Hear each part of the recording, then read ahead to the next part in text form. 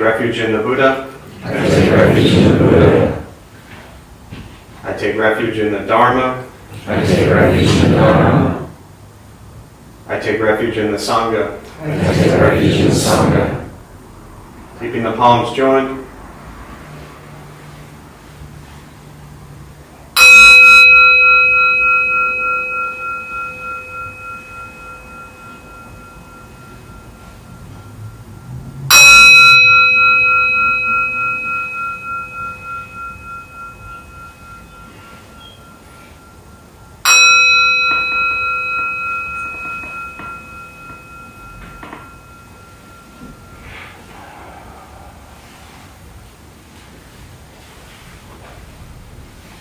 Put the palms down.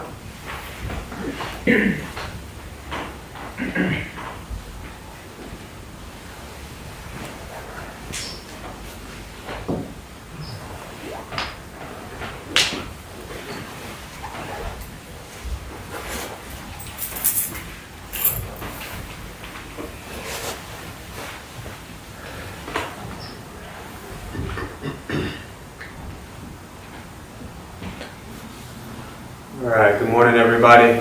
Good morning. Thank you all for showing up on this Saturday morning. Thank you.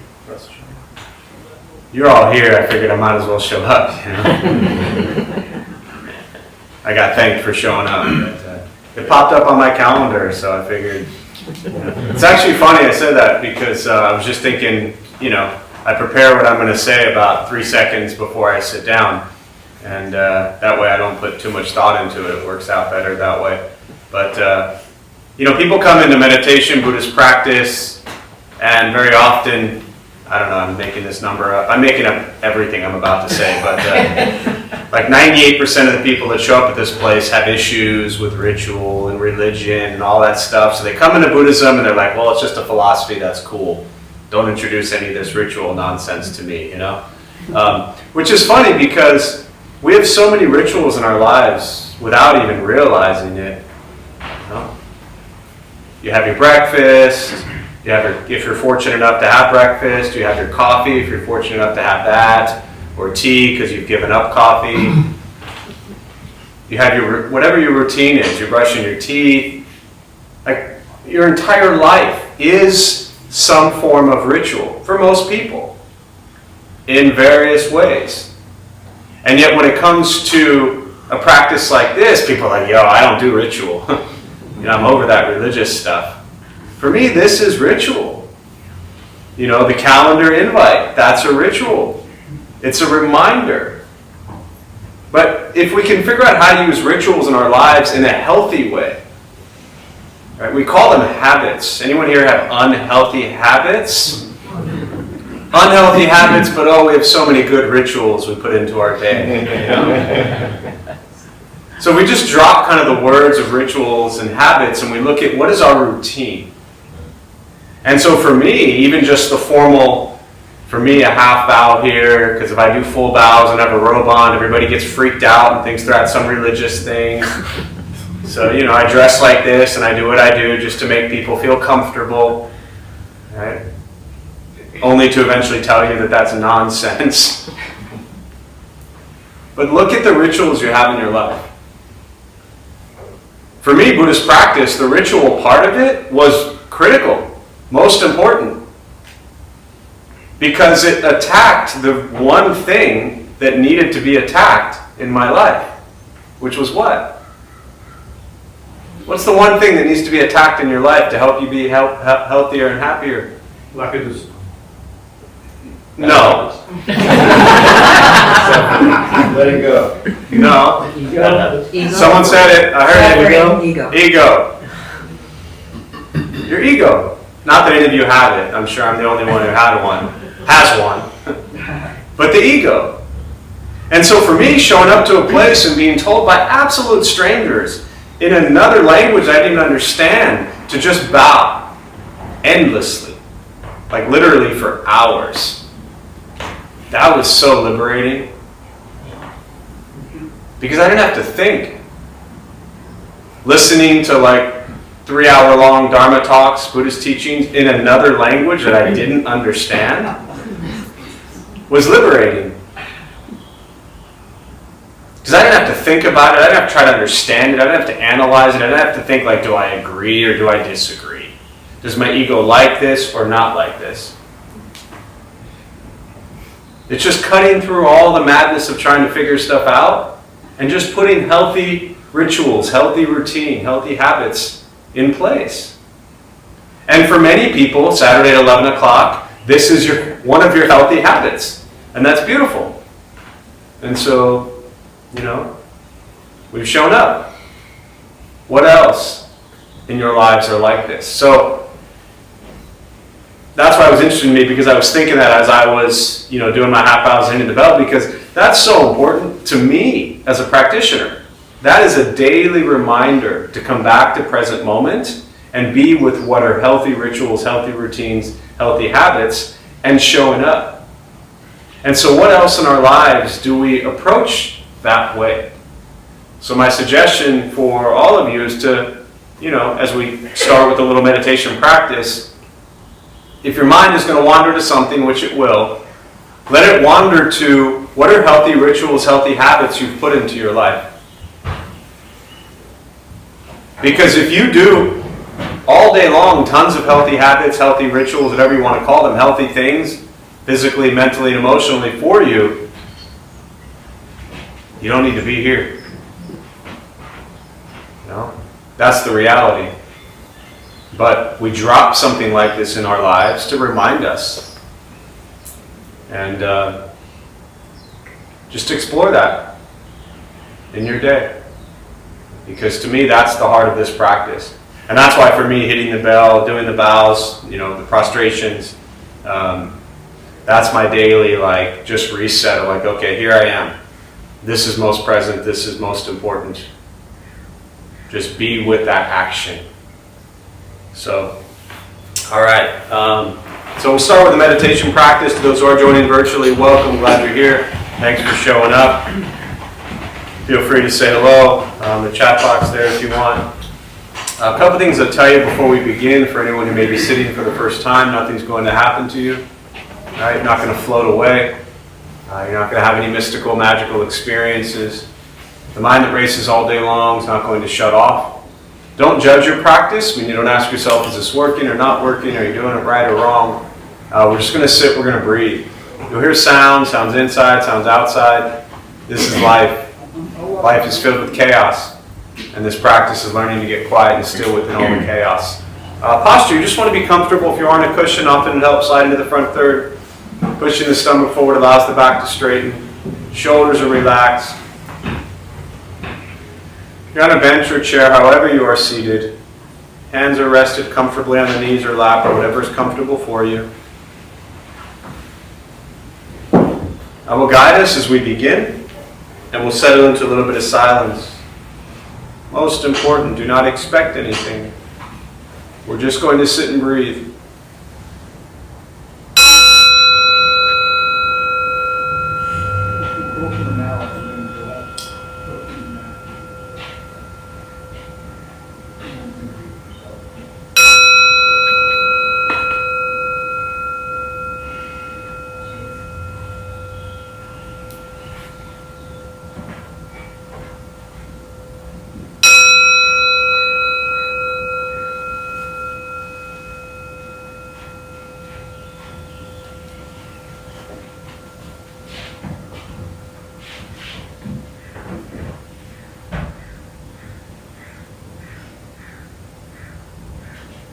And starting with the eyes closed, if comfortable, or slightly open.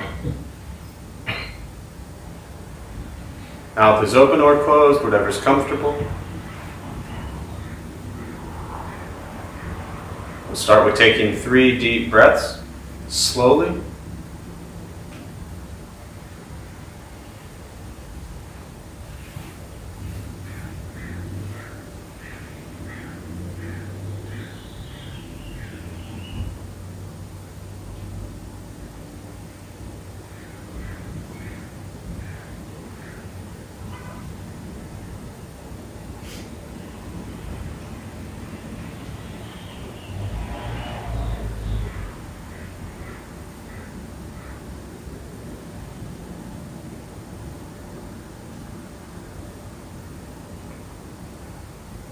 And eventually, settle into a natural rhythm of the breath.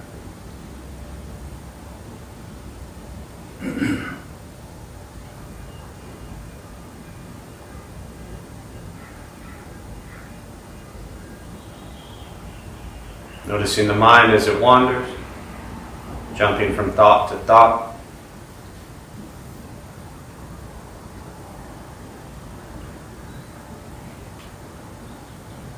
Start with gently guiding the attention, focus, to the stomach or chest.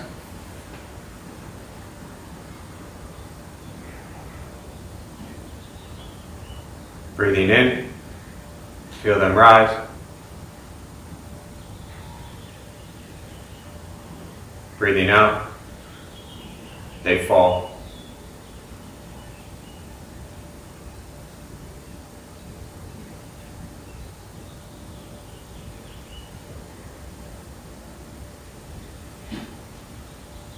Simply continue this practice, observing sensation of breath.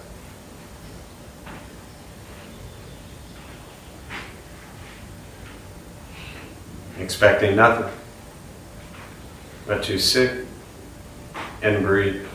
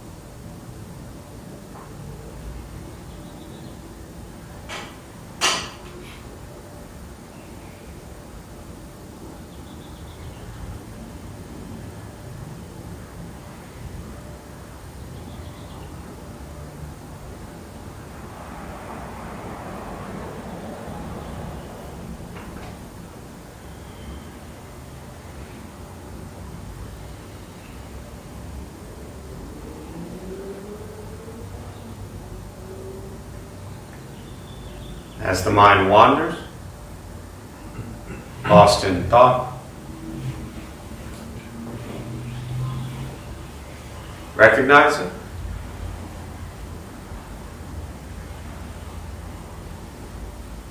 Release that thought.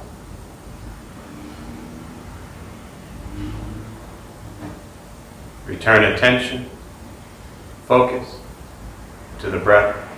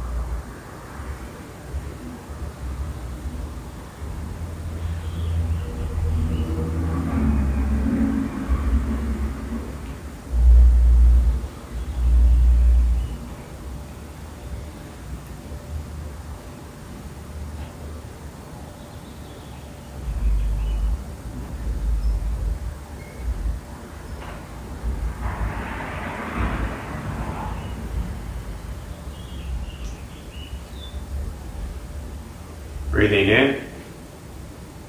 Follow breath in.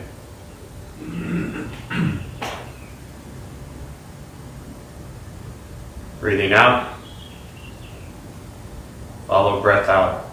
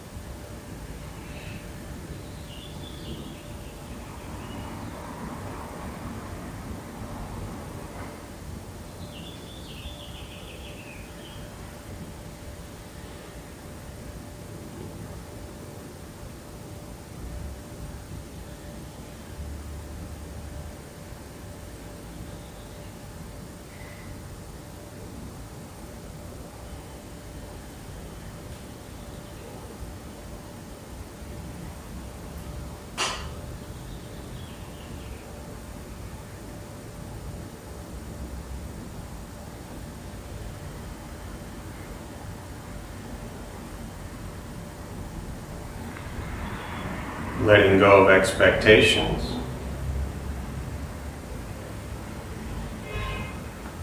Letting go of judgments from the practice.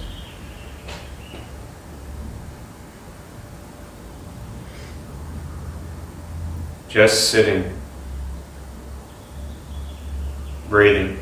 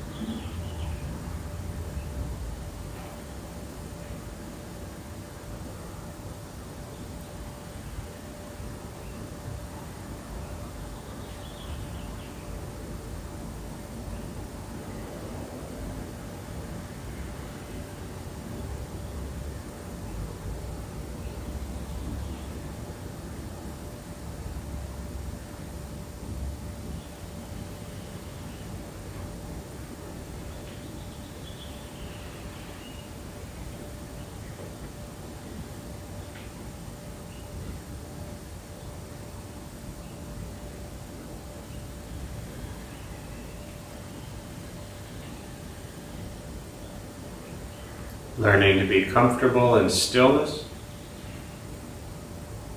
in quiet, just sitting, breathing.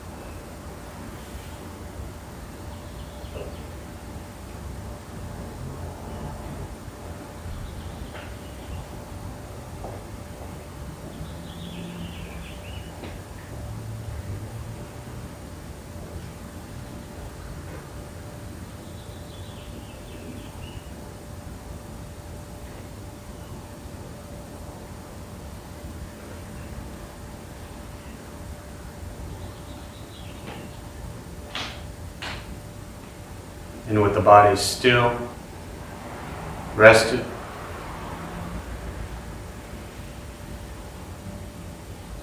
and the speech quiet, aware of all sounds,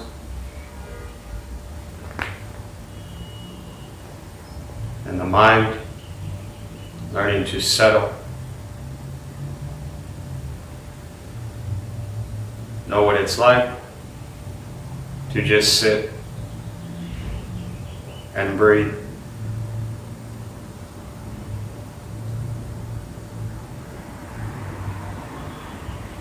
Knowing with each breath, there's nothing else to do.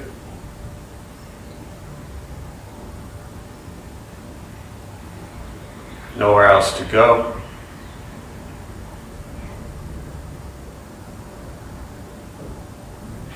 And no one else to be.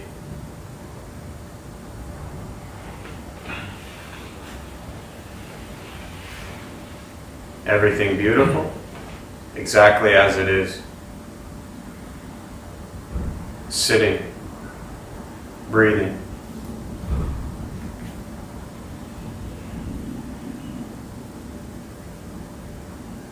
Once again, Taking 3 deep breaths, slowly.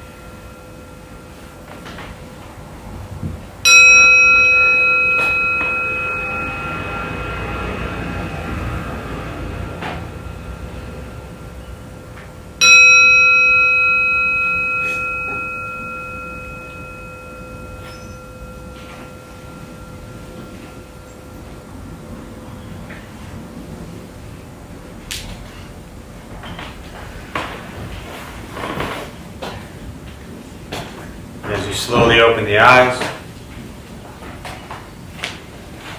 slowly beginning to move. Most important for the practice of meditation is to recognize how you feel now, immediately after. Compare this to how you typically feel throughout your day. Recognize the difference, if there is one.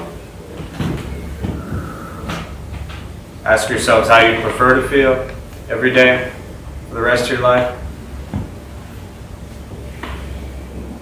And realize however you feel now, if it's quiet, calm, and still, or a busy mind, racing mind, whatever you're sitting with at this moment, has nothing to do with anything I said. It's nothing to do with how we sit and hold the hands or cross the legs. It's nothing to do with the sounds around us or anything else for that matter. It has everything to do with your own mind and your own mind's reaction to an external condition. This is what the Buddha called pratitya samuppada.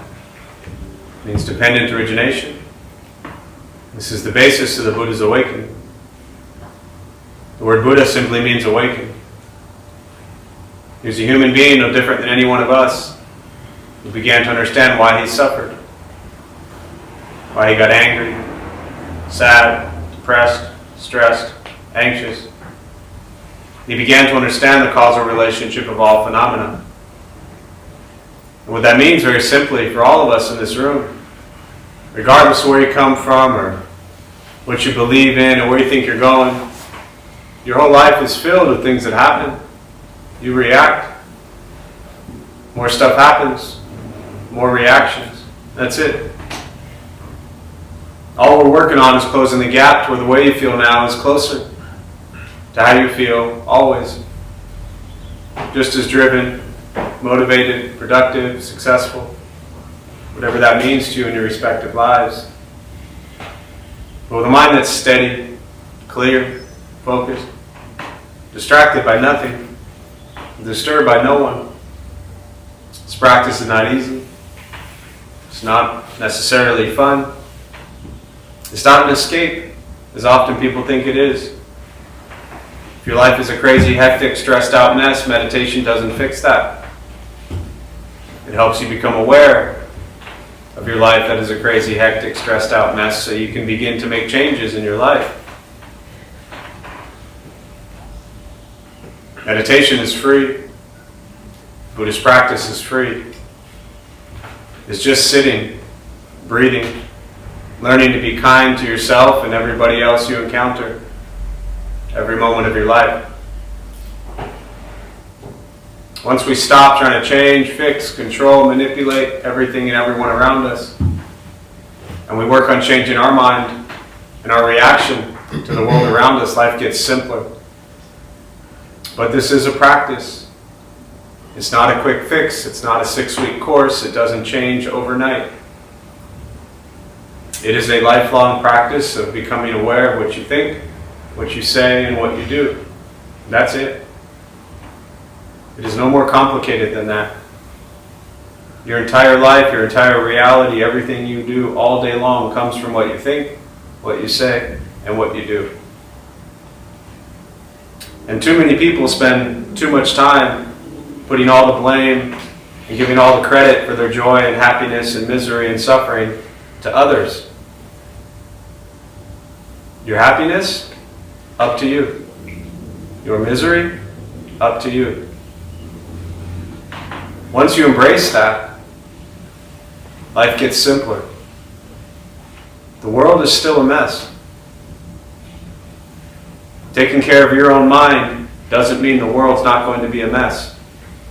Doesn't mean there aren't endless things that are toxic and unhealthy going on in the world. But this practice starts with you. Because if we're going to work to create any sort of change whatsoever, before we're so quick to judge and label and point fingers at everybody else, we got to look in the mirror and ask ourselves, what are our thoughts, what are our words, what are our actions? That's where this practice begins. And that's not always pleasant. That's difficult. It takes a lot of courage, a lot of discipline. But suffering sucks. So, with that, I'll pause. For me, I really just prefer to respond to questions, meditation, Buddhist practice, anything you're sitting with. And to those joining virtually, again, welcome. Glad you're here. Thanks for showing up. Feel free to say hello. If you have any questions, you can put them on the chat box there. So we'll use the rest of our time this morning just to open up to questions around meditation, Buddhist practice, anything you're sitting with.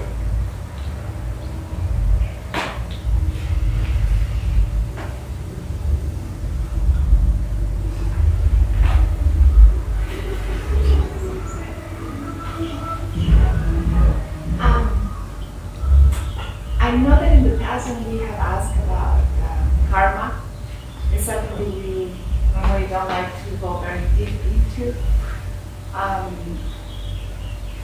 But I was reading this book, and so I understand that by reading several books that we come to balance karmas and hopefully not to create more in this life.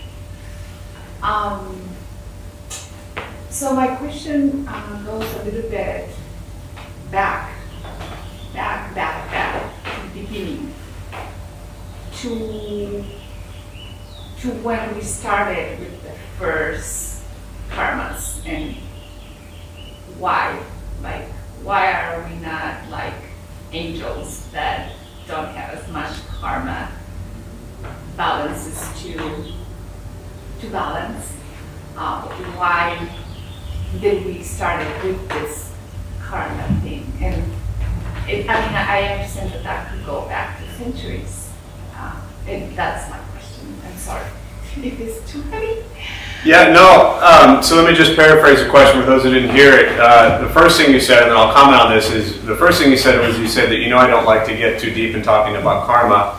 And then you said you've been reading a lot of books recently about karma and balancing karma, and your question is around how far back it goes and why aren't we all angels producing no karma? So that's me paraphrasing your question, yeah? First off, we are all angels. We'll just start with the easy one. We're here. I think we are a room filled with angels. I think that when you look at the Buddhist teachings, the Buddha taught very clearly that to be born as a human is incredibly rare and precious, and means your karma is pretty damn good. Most people don't think that way, of course, because they just think they didn't get what they wanted today, so their karma sucks. Oh, poor me, I have such bad karma, my car broke down. Well, you had the ability to buy a car, you had the ability to drive the vehicle, you had the ability to communicate about your car, you had the ability to pick and choose what color car you wanted. Anyone ever go buy a car if you bought a car or any means of transportation or any piece of clothing, but I'll stick with the car first. You ever show up on a car? You ever bought a car? Okay. Have you ever showed up at the car lot and just said, give me any car that works? No. You picked the dealer, you picked the brand, you picked the blah, blah, blah. That's endless. And then after all that, then you said, what color do I want? And maybe a couple hours go by and you finally settled on which color fits you. Sounds like some pretty damn good karma if you ask me. Right? So the reason I start there is because when one asks that question, it often, not always, and I'm speaking to everybody here, comes from a place of like, why is my karma so bad? You get to choose what color car you want. Pretty good karma. Okay? So let me back up to the beginning of your question. I always talk about karma, and I go incredibly deep as I can understand karma. With every single thing I say, all I'm talking about for 60 minutes here is karma. Body, speech, mind. The Buddha taught that karma is action. That's what it means. The word karma literally means action. Every meditation I say with the body still, the speech quiet, and the mind beginning to settle. This is what the Buddha referred to as neutralizing karma. This is what he did to awaken. Stilled the body, stilled the speech, stilled the mind. That is what you referred to as angels, that's how I took what you said, as neutralizing karma. This is what allowed the Buddha to awaken. And understand that all he's doing is generating karma with thoughts, words, and actions. The karma is what continuously keeps us, if you get into rebirth, being reborn. That's what the Buddha taught, right? You have to understand that at the time of the Buddha, very different. They all believed in rebirth, reincarnation, continuation of consciousness. Very different from most people sitting in this room. Most of you didn't show up this morning thinking, hopefully I won't be reborn. Most of you didn't show up today thinking, I really hope this is my last life. Most of you didn't show up today thinking like, when's this cycle going to end? You showed up thinking, I'm stressed, I'm anxious, I'm sad, I'm depressed, I'm lonely, I'm scared. Maybe Buddhism and meditation will help. Well, it will, but understand that at the time of the Buddha, he was teaching people to get off of the cycle of birth and death, to not be reborn, because he taught that the moment you're born, that guarantees suffering. That's it. It doesn't mean all of life sucks, the first noble truth, right? Life is suffering. It means we're going to suffer a lot. We're also going to have joy and happiness and things like that. So, to understand karma, it helps to begin to, well, let me go here first. Nagarjuna was a 4th century Buddhist philosopher. He wrote one of his incredible texts, Fundamental Wisdom of the Middle Way. And he says, in essence, no beginning and no end. You can't have something come from nothing. So very specifically to your question, to go, you said centuries. That's like a second. In Buddhist terms, they call them kalpas. Right? They're periods of time. Some great metaphor about some person on a broom flying around with a long cape type thing, and once every 100 years they fly around this massive mountain, and the cape like brushes the side of the mountain. The amount of time, once every 100 years, that it would take for that mountain to be destroyed based on the cape brushing the mountain is called a kalpa. Right? It's a pretty long period of time. A century, in reference to kalpas, is like a millisecond. So you don't go back centuries, you go back endless continuation of time. Don't waste your time trying to figure that shit out. Just understand, did you do things this morning or yesterday where your thoughts, words, and actions were maybe not so pleasant and kind towards yourself and others? Yes or no? Yeah. That's all you need to focus on. Trying to figure out where all your past karma came from and what it means for you today, most likely, again, I'm not saying you're doing this, but for many people, being around this long enough means we're trying to figure out who and how to blame for all the shit we have to deal with. You can't change your past karma. So understanding who did it, where it came from, even if there was an answer to that, which there isn't, is meaningless. What you can change is going forward.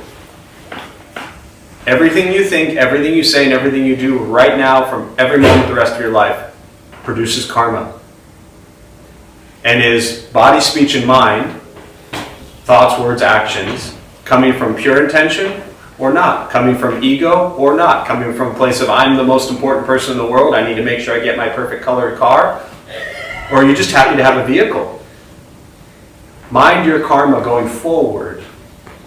Or while you're trying to figure out your whole past, you're going to be completely oblivious to what's happening right now and continue to do things that 10 years from now, you'll be like, man, I shouldn't have done that 10 years ago. So, yeah, no beginning, no end. As Nagarjuna taught, endless. Focus on today. Thoughts, words, actions, today. This is the practice. That's it. Yeah. What else?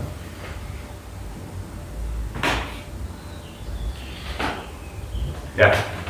What are actions one could take to be ambitious in a healthy way? And context, there's a lot of us do one of two things. They'll either be very ambitious and cling to things and get stressed out and anxious, or you keep your expectations really low and smooth sailing and you're happy.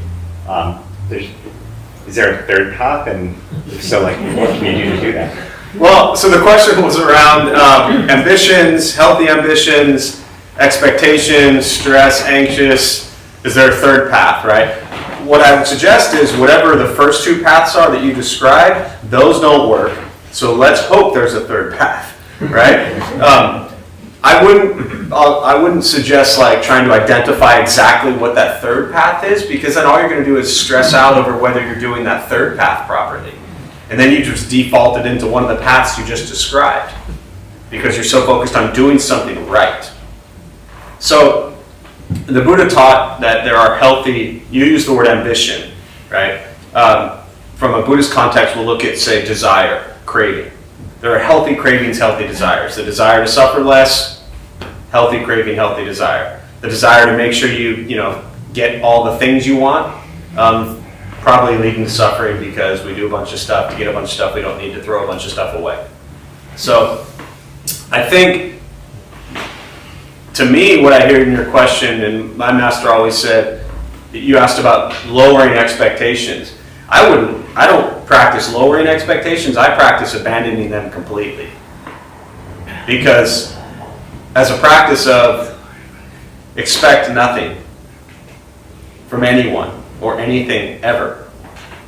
When you can practice that, you're never disappointed. You're never let down. You're never stressed. You're never anxious. You're just in each moment focused on pure thought, pure word, pure action. Now, I'm not saying this pretending as if I can do this every moment. I'm talking about what the practice is. Just focus on intention. And no matter how, as far as ambitious, and again, I don't want to put words into your mouth, but very often people, if they're newer to Buddhism, maybe think that like Buddhism means you can't be successful or have goals or accomplish things. That's not the point, right? You could have all the wealth, all the money, all the riches in the world. The question is, what do we do to get it? How are we if we lose it, right? And what do we do with it? I wish I had millions and millions of dollars because I could feed and clothe a lot of people, right? So ambition is great, but is it coming from a place of look at my ego, look at my pride? Or is it coming from a place of just pure intention? But if you come back to not having the expectations and just focus on what you're doing. Because if you have, say, personal goals, career goals, right? Let's say your biggest goal ultimately is now or in the next 15 minutes to walk outside of this temple, right? To go that way. What's the first thing you got to do? Get up. Get up. So it doesn't matter what your goal ambition is.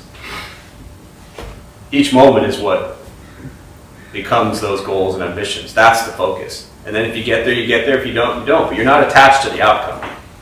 And so for me, goals, ambitions, things like that, as we're kind of creating our lives and professions and careers and whatever we're working towards, work towards it because it brings you joy and happiness. And sometimes you'll get there, sometimes you won't. And be okay with that too. Does that make sense? Yeah. There's a question here. Give me 1 minute.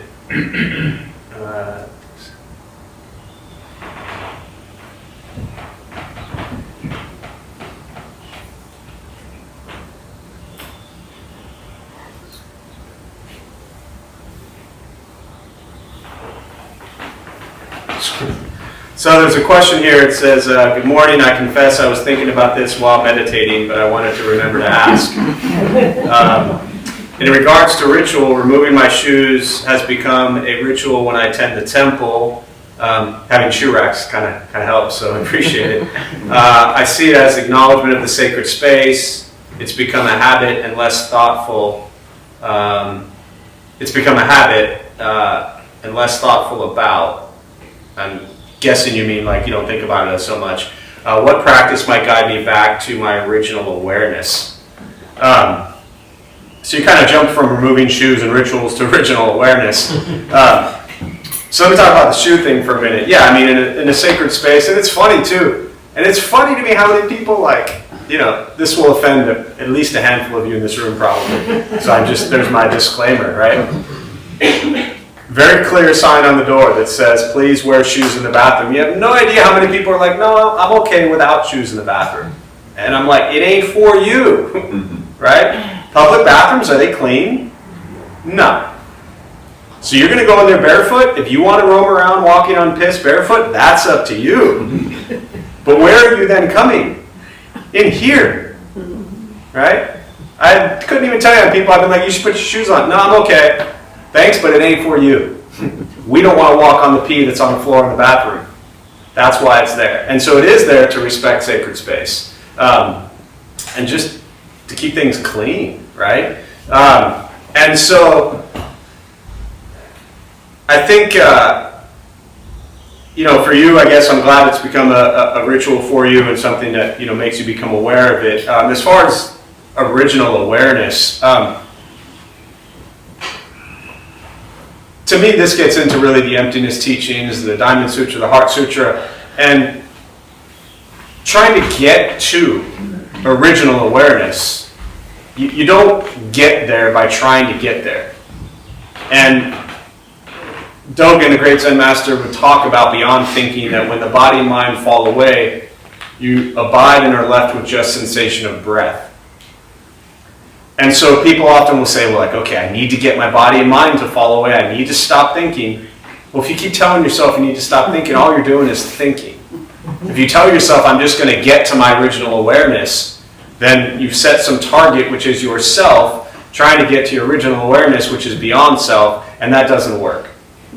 So my suggestion always is, instead of trying to get to your original awareness or original self or whatever you mean by that, again, in text it's kind of difficult, but just focus on what is not the original self, the original awareness. And that's ego, that's pride, that's attachments, that's all me. So often I use the example of, if someone wants to practice ultimate wisdom, instead of trying to figure out what ultimate wisdom is, just practice knowing when you're being ignorant, which is pretty obvious for a lot of us. So if you're being ignorant a lot, then stop that. And if you are less ignorant, then by default you are practicing greater wisdom. So same thing here. Don't focus on how do I get to my original awareness. Just recognize all the moments that you're not there, and do those things less. So, hope that helps. What else?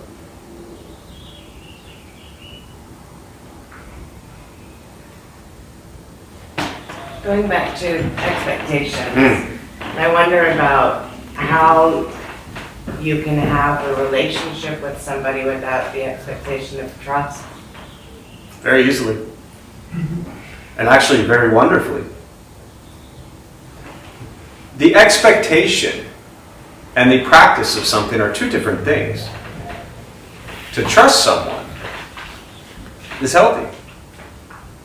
To create safe space from yourself that allows somebody else to trust you is healthy. But to wrap it into an expectation or demand if you don't trust someone, don't be with them. But don't hold it over their head as some, well, I expect you to be this way. Seems kind of odd that we have expectations about other people should be. And not Trust just other people, both ways. Both ways. Oh, that's what I'm saying. Both ways, yeah. Right? Trust is incredible. I don't want to downplay that. Trust is incredibly important in a healthy relationship. And if you don't have trust, it's nearly impossible to have a healthy relationship. But if you don't have trust, then you don't have trust. It has nothing to do with the expectation. You could expect someone to be nice to you all day long. They might not be nice to you. And then you have a choice. Stay there or leave. But adding the expectation on it just leaves you disappointed. They're either going to be nice to you or not. And then you have a choice. So they're really two separate things. Being kind to people, self and others, trusting self and others, incredibly important. Expectations are like throwing boxes on people of how we need them to be for us. You don't trust someone, leave them. End of story. Move on. Find someone you trust. They don't trust you, they can move on. They can leave you. Find someone they trust. That's the reality. Harsh. Super clear. I appreciate it. Super clear. Buddhist teachings is not like, it's not, again, I know you know this, but this is for everybody, it's all for everybody. Buddhist teachings is not like a little warm fuzzy bubble that makes you feel good. It's getting closer to ultimate truth. Whatever that is. And recognizing that we don't always like that. Because ultimate truth is harsh, it's direct, it's super clear. You know? But you could spend 17 years telling somebody, you know, you need to change, you need to change, you need to change. I expect this, and this of you. I mean, yeah. I feel like my mind is creating like a contradiction between, I think it was Thich Nhat Hanh said the like nirvana is like freedom from all views. Is that Thich Nhat Hanh? Mm-hmm. And then, you know, Buddhism is like trying to end suffering or trying to suffer less. And if we want to be in nirvana, we want to just be in the moment and be whoever we are in the moment without judgment. But if we want to suffer less, we do need to sit and breathe and feel and judge how we are approaching the world and just being. Mm-hmm. And so it feels like that's doesn't like follow each other. Yeah. Okay. Keep that going. Yeah. Don't wrestle with that too much. Right? Yes, the teaching, which you've heard me say a million times, Thich Nhat Hanh says, nirvana, freedom from suffering, is freedom from views. Right? And as views fall away, we suffer less. But we all have views as we hear that. We all have views as we interact with people. We all have views when we look in the mirror. We have these views and perceptions of things. And I think as a healthy practice not to, and the idea that, as you said, that yes, to suffer less we have to have a view. I don't know if you said it exactly this way, but I'm just saying it. To suffer less we have to have a view. And that view starts with the recognition and awareness of I am suffering. But ultimately, if that awareness and recognition fell away, if there was no I that is recognizing any suffering, now I'm just going to confuse you more, but I'm just going to say this. If there is no I that has any recognition of any suffering whatsoever, then there is no suffering. But once we recognize I am suffering, then we fight to try to end suffering. No self, no suffering. No ego, no problem. But since we have attachment to self, we have ego, we have all that, be aware of it and work to minimize it to suffer less. But it's kind of like the same thing of, this idea of creating these kind of go back to the ambition question, things like that. This practice shouldn't be that complicated. Don't overthink it. Do not overthink this practice. Read the Heart Sutra. I'm just talking to you, Sean. acknowledge that you have no idea what it means, and spend every day helping people. And yourself too. Stop thinking, stop reading, help people. That's it. That's the practice.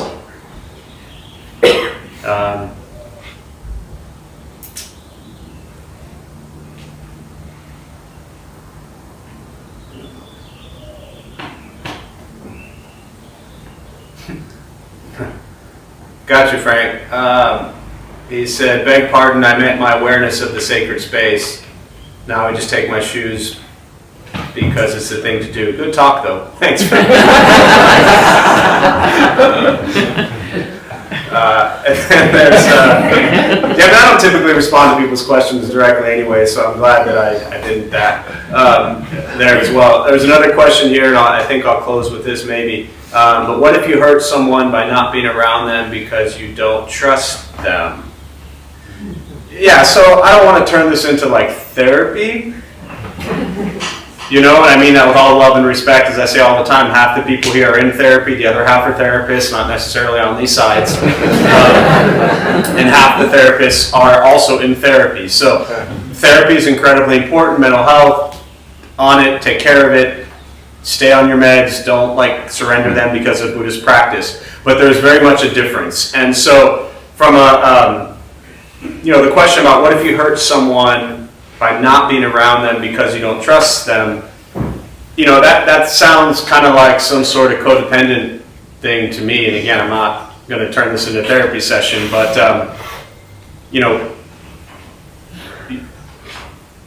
to say that you not being around them hurts them, it sounds like a lot of control issues, if you ask me. I'll pretend that I don't know the person who's asking this question virtually, but it sounds like a lot of control, that you're trying to control how they feel. You can't even control how you feel. But somehow we think we can control how everybody else feels. Simple practice, be kind and happy. How hard is that? Incredibly difficult. People have been trying to do it their whole lives. But somehow we've added in this other level or other element of making sure that what we do makes everyone else happy. They got their own choices. If they're unhappy, they don't have to be there. That's on them.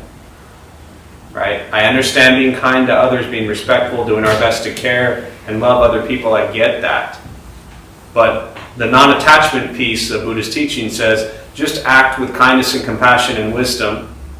And if you're unhealthy and it's not safe for you, then you remove yourself from that situation. If that hurts them, that's for them to sit and work through, not you. That's for them. So, any other final thoughts or anything before we close? Joko, Sandy was a center leader until 15 years ago she passed. She said that her recommendations to couples was that they take walks together, and that half of the walks be completely silent, so that you got used to just being with the other person as opposed to trying to do something to Yeah, sure. control them. Yeah. Yeah.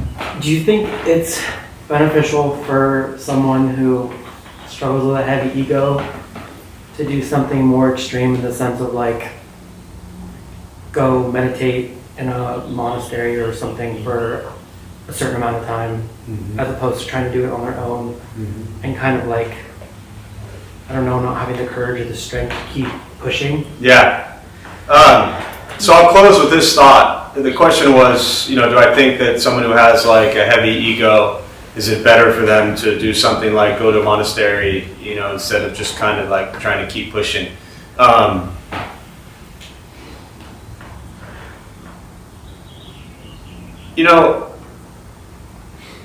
For me, I had to. That's what worked for me. But I don't typically encourage that for most people. Because, do I think it's, to answer your question directly, absolutely. But realistically, are people willing and in situations where they can just completely unplug and literally leave their entire life behind. If one can do that, then I think it's incredibly beneficial. But doing that very often for many people may create more stress, more pressure, more chaos, more attachment, more craving, more desire. But if you can literally just, metaphorically speaking, pick up, throw everything in a bonfire and leave, and you're not leaving behind responsibilities and loved ones, and you're not running from situations, relationships, things like that. All right? I don't suggest if you're in a family situation, for those of you who may be, married, partners, kids, whatever, to just go home at like 2 o'clock and be like, yo, honey, I was at my Buddhist thing today and sorry, I'm leaving. Right? No. But if you're not harming others by leaving, go for it. Thank you. Yeah. Yeah. Wouldn't a retreat help a person, like just? Yeah, I mean, we're talking about endless types of people and endless personalities and endless situations. So, the usual thing I say is, you can fly half around the world, go sit on a mountaintop, shave your head and put on a robe, and all the shit that's in your head is still going to be there. You can also go to a 10-day retreat, week-long retreat, 3-day retreat, whatever. So there's a billion options. But each individual will make that choice. And like I said, if it's healthy and comfortable for one to remove themselves, then sure, go for it. Send us a postcard. So we'll join palms as we close. May the benefit of this practice be shared with all beings in all directions. May all beings be at peace. May all be free from suffering.